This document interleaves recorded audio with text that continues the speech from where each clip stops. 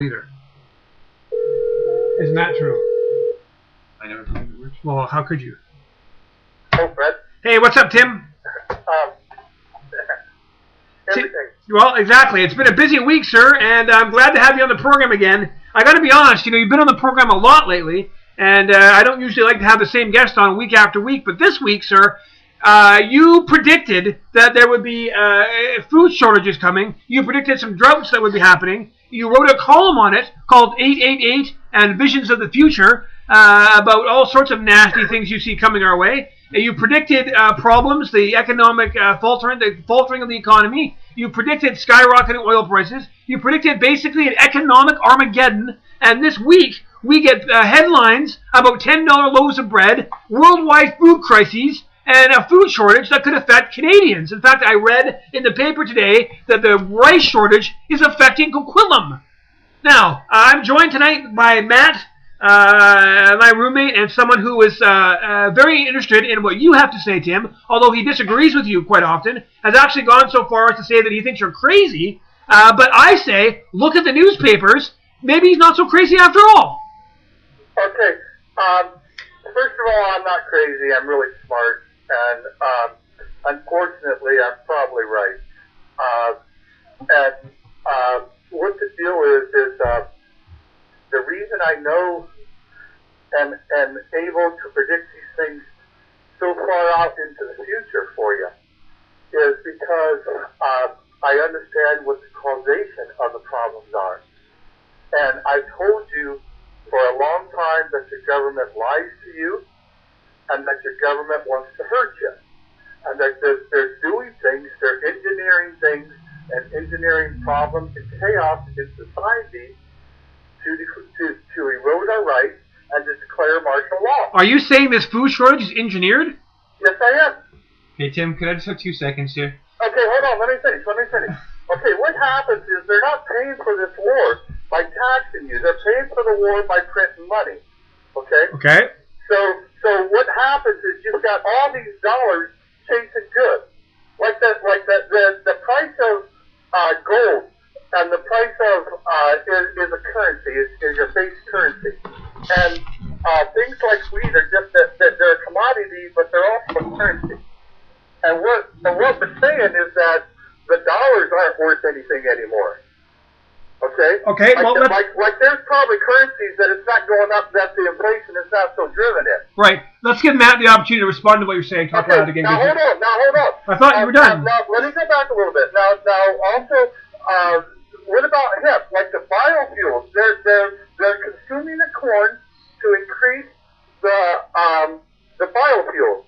They could use hemp to do that. They could. But at the same time, they're putting a crisis on the food. Okay. Well, let's address the first issue you brought up. That you believe some of this has been engineered by our government. Matt, what do you think about that? Do you think it's at all possible that this crisis has been engineered by our government? Okay. First, I just want to say, Tim, I don't think you're crazy. I know you're very intelligent. I've said as much many times. I think you're crazy. But I think the notion that the government is creating a food shortage is ludicrous. Now, hold on. I think the possibility. I think there has to be. That's all you need to say. Let's stop there. And what you said is the. It's ludicrous, is what he said, Tim. This isn't the United States. It's ludicrous that they did 9/11 too, isn't it? I'm sorry? It's ludicrous that the facts indicate they've done 9/11 too, doesn't it? Well, this is Canada. This isn't the United States.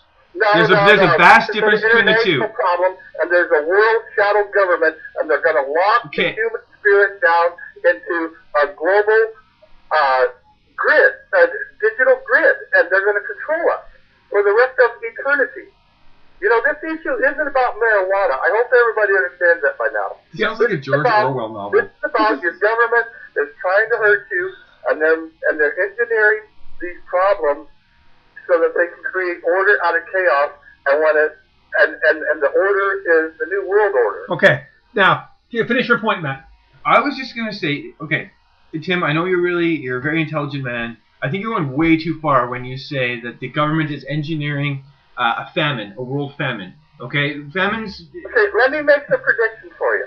You can okay? Let me make some predictions for you, and then you can sit back and you can tell me what you want in 6 months. Tell me everything you think in 6 months. Okay. But like right now, like people should be starting to figure out how they're going to get some food, how long this is going to last, and like listen, all I'm saying to people, and all I've been saying to people, is when the shit finally hits the fan, you're going to want me defending your freedom. That's all I'm saying. You take it for what it's worth. But the mayor is chairman of the police board, and I put a lot of time and energy into understanding and trying to communicate to people that for whatever reason, on whatever level, municipal, provincial, or federal, or international, your government doesn't have your best interests at heart. For whatever reason. You figure out why. I'm not telling you why. I'm telling you marijuana is not a very dangerous drug. And anybody who thinks it is a joke. They deserve to be laughed off the stage. They're lying to you. Okay, Tim. Let's give Matt 60 seconds to make his response here. Okay. Firstly, I don't have the stats in front of me. You're a very well informed person. I know you do a lot of research before you talk about things. I would like to know, firstly, what the statistics are for. Let's use bread as an example, grain, for the amount of grain that is produced, say, last year versus so far this year versus 5 years ago. I'm willing to bet that they're relatively the same. The thing is, the amount of people that have to be fed off that grain is rapidly increasing. I don't think it's so much that we're short on grain, it's that we have too many people. Okay, listen. Okay, let's start back.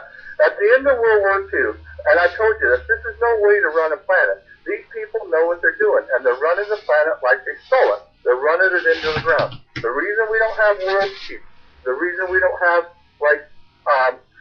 we have all this drug dealing and all this violence and everything in our society is because that's what they're engineering. They're lying to us about a lot of things.